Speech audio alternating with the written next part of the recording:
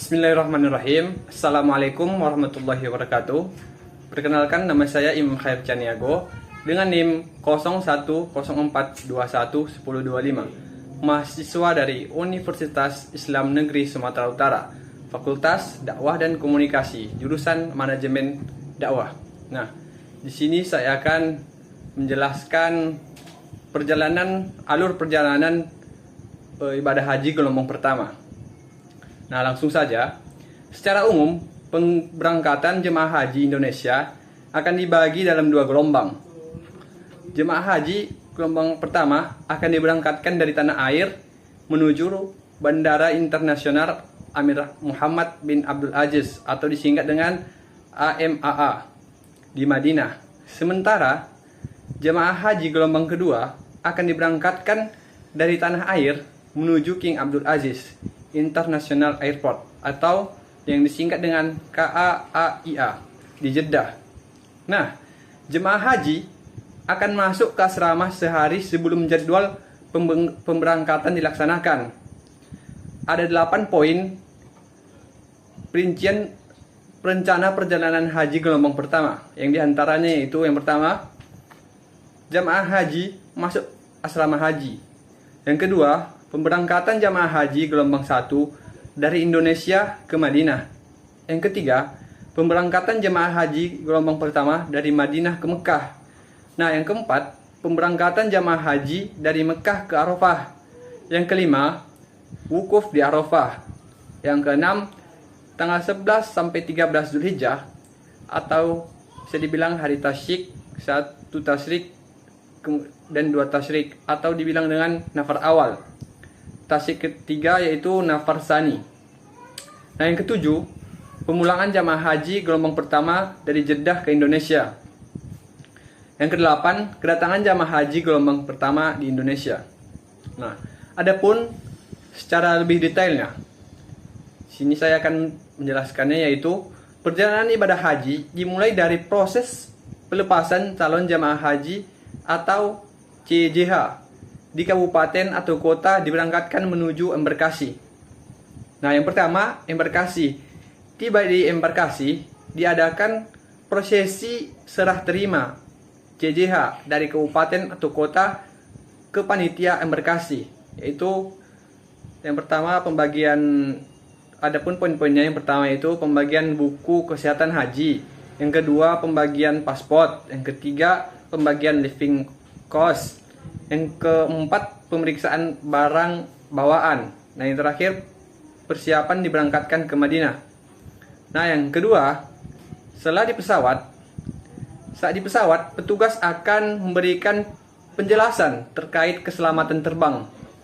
Nah, di situ petugasnya menyerobek dokumen administrasi perjalanan ibadah haji atau yang disingkat dengan DAPJH, yaitu lembar di koordinator petugas. Tetap bersikap tenang mengikuti instruksi petugas dan kru pesawat. Nah, yang ketiga, kita nyampe ke Bandar Amir Muhammad bin Abdul Aziz atau yang disingkat dengan AMAA Madinah. Nah, di situ kita turun dengan tertib dibantu oleh petugas, kemudian mengikuti arahan petugas, kemudian pemeriksaan buku kesehatan, pemeriksaan paspor, pemeriksaan barang bawaan, dan yang terakhir menuju pemondokan atau maktab atau hotel di Madinah. Nah, yang keempat, selama di Madinah kita melakukan sholat arba'in atau sholat 40 waktu di Masjid Nabawi.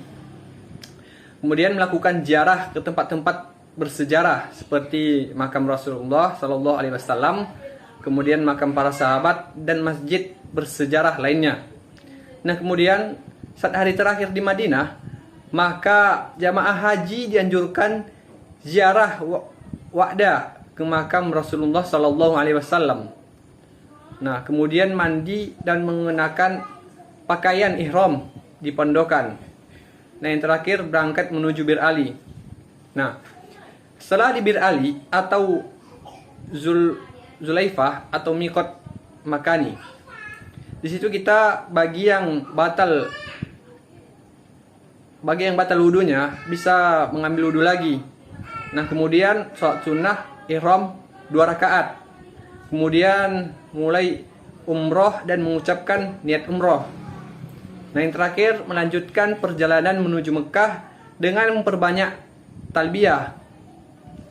Nah, yang keenam, ketika sampai tiba di Mekah, kita masuk ke hotel, kemudian istirahat sebentar, jaga pakaian ihram dan larangan ihram. Kemudian pelaksanaan umroh wajib atau yang disingkat dengan masuk Masjidil Haram, melakukan tawaf, sya'i, dan kemudian tahallul. Menggunting rambut kepala paling sedikit 3 helai. Kemudian umroh wajib sudah selesai, pakaian ihram boleh lepas lagi. Yang ketujuh, selama kita di Mekah, situ kita di Mekah atau hotel, selama menunggu waktu wukuf, jamaah haji melakukan yaitu sholat jamaah di Masjidil Haram tiap waktu. Kemudian tawaf sunat, berdiam di masjid iktikaf, membaca Al-Quran, umroh sunat dari Tan'im atau Jironah, kemudian sedekah. Kemudian tanggal 8 siap-siap menuju Arafah atau diberi tahu petugas dan dipandu petugas. Kemudian kita mandi dan berwudu, berpakaian ihram, sholat sunnah ihram 2 rakaat. Kemudian mulai ibadah haji dengan mengucap niat. Kemudian yang terakhir menuju Arafah atau sepanjang perjalanan membaca talbiyah. Nah, setelah sampai di Arafah, kita masuk Arafah, kemudian jamaah haji bermalam di Arafah menunggu waktu wukuf. Nah, wukuf pada tanggal 9 Zulhijjah setelah tergelincirnya matahari pada tanggal 9 Zulhijjah. Mulai wukuf dengan sholat zuhur dan asar dijamak dengan qashar. Nah, sebaiknya di situ kita sholat berjamaah. Nah, kemudian memperbanyak ibadah antara lain membaca doa wukuf, membaca Al-Quran, dan berzikir. Kemudian bersiap-siap untuk mengakhiri wukuf dan meninggalkan Arafah. Kemudian setelah selesai sholat maghrib dan isya yang dijamak dengan qashar, kemudian kita menaiki kendaraan. Kemudian mengakhiri wukuf dan setelah itu menuju Musdalifah. Nah, ketika sampai di Musdalifah, kita mencari kerikil sebanyak 49 untuk nafar awal, butir atau 70 butir untuk nafar sani. Kemudian bermalam menunggu lewat tengah malam sambil berzikir dan berdoa. Nah, ketika kita sampai di Mina, kita di situ mabit di Mina, melakukan lontar jumroh Aqobah pada tanggal 10 Zulhijjah. Nah, pada tanggal 10 Zulhijjah hanya melontar jumroh Aqobah saja, lalu bertahalul awal dengan memotong rambut kepala paling sedikit 3 helai. Nah, kemudian jamaah haji bisa berganti pakaian biasa. Nah, dengan selesai tahalul awal ini, maka seluruh larangan ihram telah gugur kecuali menggauli istri. Nah, pada tanggal 11 dan 12 Zulhijjah melontar jumroh ula, kemudian wusto dan Aqobah secara berurutan. Nah, kemudian kembali ke Mekah, itulah yang dinamakan nafar awal. Nafar awal membutuhkan 49 butir batu. Nah, yang terakhir bagi jamaah haji yang pada tanggal 13 Zulhijjah masih berada di Mina, diharuskan melontar ketiga jumroh itu lagi, lalu kembali ke Mekah. Itulah yang dinamakan nafar sani. Nafar sani membutuhkan 70 butir batu.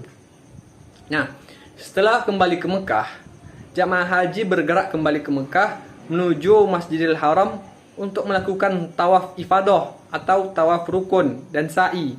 Dengan selesainya tawaf ifadah dan sa'i, maka selesailah pelaksanaan ibadah haji atau yang dimaksud dengan tahallul sani. Tawaf wada atau tawaf perpisahan saat hendak ke Bandara King Abdul Aziz Airport atau KAA Jeddah.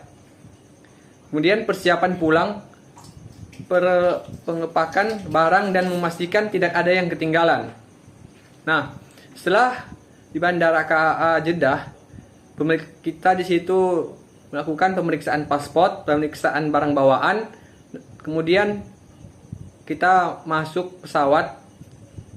Nah, di situ di pesawat ada lembar di APJH yang disobek lagi. Nah, setelah itu kita sampai di Bandara Indonesia. Nah, kemudian kita situ pemeriksaan paspor lagi dan menuju asrama haji. Nah, ketika di asrama haji kita mengambil koper atau barang-barang yang lain, kemudian kembali ke kabupaten kota masing-masing, ke kampung halaman masing-masing sambil mendapatkan haji mabrur atau mabruroh. Nah, mungkin itu saja yang dapat saya sampaikan tentang perjalanan haji gelombang pertama. Lebih dan kurangnya saya mohon maaf. Assalamualaikum warahmatullahi wabarakatuh.